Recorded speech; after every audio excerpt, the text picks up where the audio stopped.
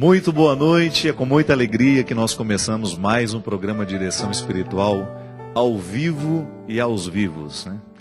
Em total estado de abandono. Dá uma olhada, por gentileza, mostre ali. Onde está o Christian, meu Deus do céu? Já viram aquele e-mail onde está o Ali? Olha aí, ó, abandonado pelo meu tecladista hoje, é que eu começo esse programa de direção espiritual. Já que nós estamos no ano da fé, a gente resgata esse significado maravilhoso da fé que o Papa Bento XVI nos convidou a refletir a partir do conceito de fé que é tão importante para a vida de todo cristão. Nós fazemos a experiência da fé nos mínimos detalhes. Eu gosto de dizer até que a fé antes de ser uma experiência sobrenatural, é uma experiência natural, humana, de nós confiarmos uns nos outros, né? É interessante a gente identificar que a confiança que nós temos na mãe, no pai, nas pessoas que são mais próximas, isso nos ensina depois, um dia, termos condições de ter uma fé mais elaborada. Mas antes da fé em Deus, a fé nas pessoas. É aquele gesto que nos tranquiliza de saber que nós não estamos sozinhos e que poderemos dar os primeiros passos, aprender as primeiras coisas mais difíceis para nós, porque a gente sabe que tem alguém que nos ama e que nos socorre naquele momento em que nós estamos em processo de aprendizado. É interessante porque a fé, ela nos contextualiza no tempo a partir de esperanças. Eu sempre gosto de refletir a fé amarrada na esperança. Fé e esperança. Dois pilares que sustentam todo cristão, todo crente, ouso dizer, não só nós cristãos. E a experiência de fé, ela é fundamental na nossa vida. Por isso o Papa nos convida a viver o ano da fé. Um ano de entrega, de confiança, não é verdade? E eu fiquei pensando de como que nós podemos viver isso. Como que isso pode repercutir na nossa vida. Como é que nós podemos entrar dentro da mística do ano da fé que a igreja nos convida a viver. Justamente assim. Descobrindo que viver essa experiência em Deus é trabalhar cada vez mais a fé sobrenatural que nos ajuda a viver depois a fé nas pessoas. Isso é importante demais, minha gente, a gente ter essa consciência. Que a fé que nós fazemos, a experiência de fé que nós fazemos com Deus, ela tem que se desdobrar também na fé que nós temos nas pessoas. Mesmo porque a vida fica mais feliz, né? Quando nós temos fé no outro. Eu acho que o amor humano é uma experiência de fé, é uma experiência de esperança.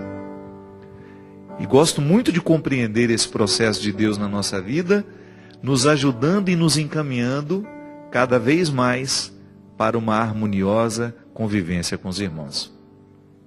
Portanto, o grande fruto que eu gostaria de colher neste ano de fé é crescer na minha capacidade de crer em Deus e também na minha capacidade de crer nas pessoas.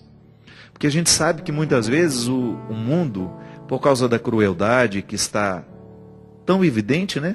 Às vezes eu fico pensando que o mundo sempre foi cruel. É que hoje nós temos os meios de comunicação que nos ajudam a chegar mais perto dessa crueldade. Os crimes são muito noticiados e isso acaba gerando muita mídia.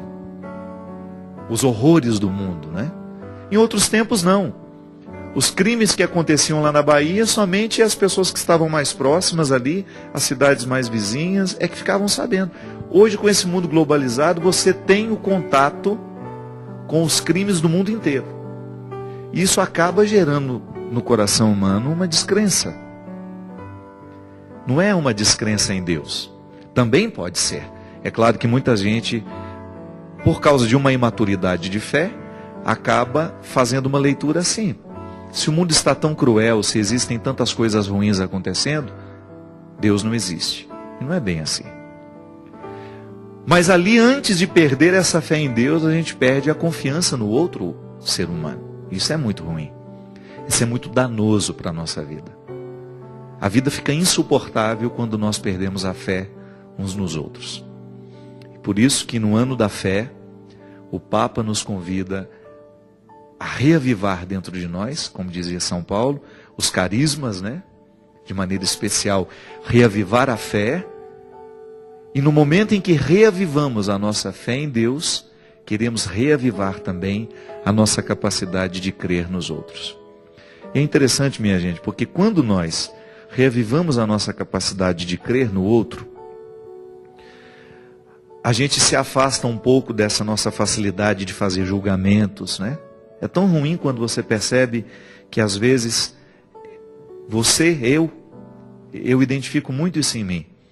Às vezes eu nem sei quem é o outro, mas tenho um pré-julgamento que fiz por causa de uma visão de superfície. Às vezes nem tive a oportunidade de conviver com aquela pessoa e já faço dela uma imagem tão negativa, já fico com a minha verdade pessoal a respeito dela. E isso é tão cruel, né? Isso é falta de experiência de fé. Porque eu gosto de partir do princípio que o outro é bom, ainda que eu venha me decepcionar depois. Mas isso para mim é cristianismo. É um fator de conversão que eu pedi a Deus desde pequeno. Eu quero acreditar nas pessoas. Se depois eu me decepciono com elas, é outro caso. Mas a minha parte eu quero viver. Eu acho que nós temos duas formas de viver o cristianismo. Uma primeira que é relativizando os compromissos que ele nos dá. E a gente viver um cristianismo de aparência, a gente vive até confortável. Você acha que está fazendo tudo certo, que você tem o direito de duvidar, que você tem o direito de julgar. E existe uma outra forma de viver o cristianismo, que é mais despojado, que é você viver essa liberdade interior, de deixar que o mundo seja o mundo, que as pessoas sejam as pessoas. E a partir disso você confiar que aquilo que está acontecendo é o que pode ser. E que por trás de tudo isso, existe, no fundo, uma pessoa querendo acertar, querendo se dar bem, querendo acontecer do jeito certo. E essa confiança, neste primeiro momento, é fundamental para que a gente se sinta coerente, né? O outro se aproxima de mim, claro, tem as leis da simpatia, da antipatia, mas eu vencer isso, para poder ter a oportunidade de chegar perto do outro, e conhecê-lo de verdade. Vocês me ouviram falar e testemunhar aqui no último programa das grandes alegrias que eu vivi na Terra Santa. E eu posso dizer para vocês que um dos motivos que Deus me fez chegar até Israel com aquele grupo que estava comigo era quebrar alguns preconceitos que eu tinha em relação a algumas pessoas que estavam ali. Interessante isso, né? Às vezes a gente viaja tanto, a gente anda tantos quilômetros, a gente atravessa o mundo para ver de perto alguém que sempre tentou chegar perto e você não permitiu que aquela pessoa se manifestasse como ela era mesmo, porque eu acabava colocando nela as roupas do meu preconceito. E foi para mim uma experiência de muito crescimento. Eu tive momentos ali, e as pessoas que viveram isso comigo sabem, porque eu fiz questão de dizer isso a elas, que eu senti o meu coração muito livre em relação algumas pessoas que daquele grupo para mim eram pesadas e não sei porquê, talvez eu interpretasse errado o motivo delas quererem estar perto de mim, não sei, às vezes a gente é tão injusto sem saber que está sendo, né?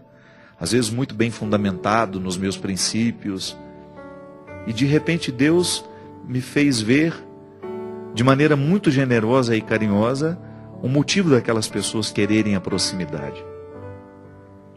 E eu voltei para casa desmoronado em relação a algumas pessoas, e isso me fez muito bem. Isso me evangelizou, né? Eu que prego tanto que o cotidiano precisa nos evangelizar, naquele momento fui evangelizado pelo cotidiano mesmo, entre um almoço e outro, entre uma espera de um deslocamento, entre uma mala que a gente carrega, entre um ônibus e outro. Naqueles momentos, uma conversa que você tem, a revelação acontece. E Deus aproveita daquele momento para quebrar as nossas estruturas tão preconceituosas. Então o ano da fé, a gente pode vivê-lo assim. Fé em Deus sempre, crescer cada vez mais a nossa intimidade com o Senhor, buscar ter uma vida de oração, conhecer a palavra, mergulhar na vida dos sacramentos, mas também reavivar a nossa fé nas pessoas.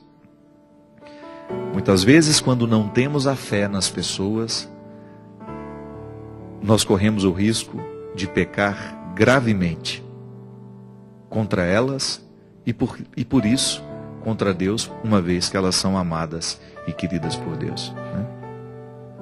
Muito obrigado você que está ligado conosco, você que participa deste programa, você que acompanha a minha missão.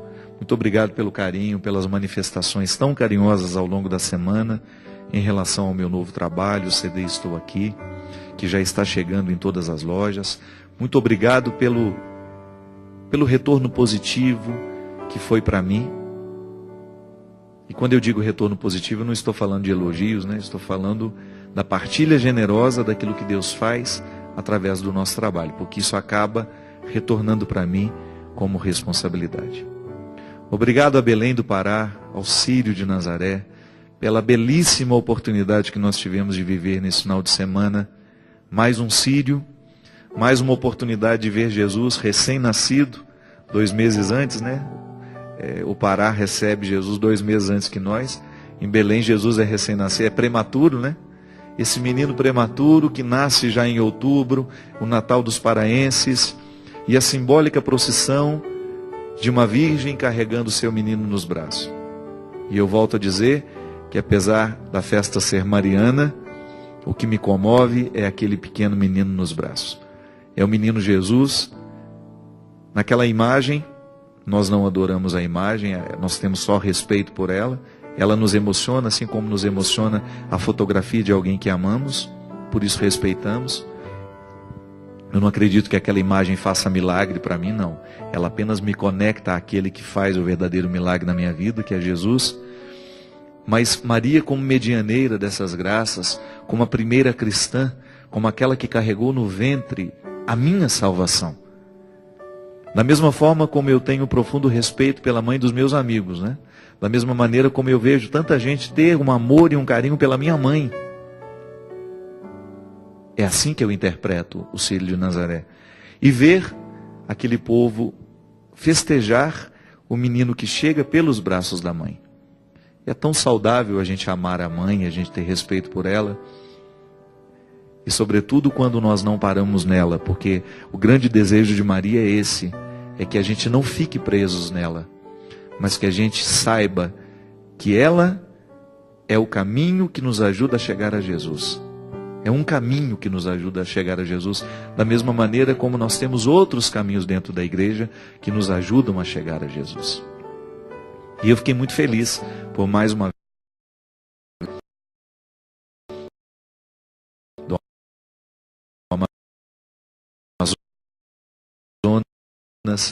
na cidade de Manaus, onde eu fui muito bem recebido também pelos manauaras. Muito obrigado pelo carinho.